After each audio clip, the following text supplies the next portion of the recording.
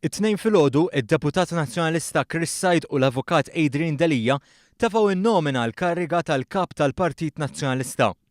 Waqt li nedew il-kampanji rispettivi tagħhom, iż-żewġ kandidati esprimew opinjonijiet differenti fuq x'ħiliet għandu jkollu kap ġdid. Saħaq kemm il-darba li l-esperjenza vasta li għandu fl-istrutturi tal-partit tagħmlu l-kandidat ideali. Nagħti eżempju għaliex dak hu issabeħ li jkollok l-esperjenza li tista' tagħti l-eżempji. U mhux bil-paroli biss imma bil-fatti ta' fejn kont afdat b'xi ħaġa u kif ħdimt.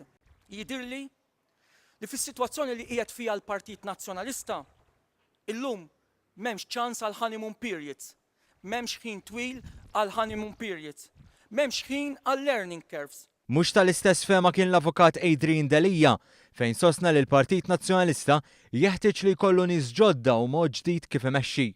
B'xi mod jew ieħor ġustament hawn qed jgħid li ġej teknikament minn barra.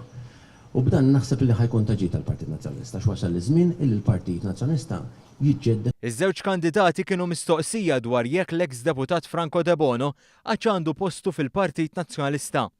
Min kien kategoriku u min inqas. Naħseb il-telqa tiegħu mill-Partit Nazzjonalista kienet xi ħaġa li rritu u nifhem illi kif diġà ddikjarajt postu mhuwiex fil-Partit Nazzjonalista. Jien il-bib tal-partit miegħi ikun miftuħ għal kull min hu ġenwin, ta' rieda tajba, lest ipoġġi l-interessi tal-pajjiż u tal-partit qabel l-interessi personali tiegħu. Dwar il-koalizzjoni li saret bejn il-Partit Nazzjonalista u l-Partit Demokratiku, Delia sostna li din ma saritx fil-mument ġust. Bħala stat ta' fatt jiena naħseb li l-koalizzjonijiet għandhom isiru wara illi jkun hemm elezzjoni bejn partiti illi jixtiequ jiffurmaw gvern. Filwaqt li sajt jgħid li qabel magħha fiċ-ċirkostanzi, issa qed jaspira li din il-koalizzjoni ma tiqpax fis-seħħ. Nittama li meta niġu għall-elezzjoni ġenerali li jmiss, il-Partit Nazzjonalista ma jkollux ċirkostanzi u jkun b'saħħtu biżżejjed li jmur għall-elezzjoni ġenerali waħdu bħalma mar fl-elezzjonijiet ta' qabel. Iż-żewġ kandidati kienu mistoqsija wkoll dwar ir-rikors li sar fl-aħħar jiem mill-kap tal-Oppożizzjoni Simon Busuttil kontra l-Ministru Konrad Mizzi u Chief of Staff Keith Kembri.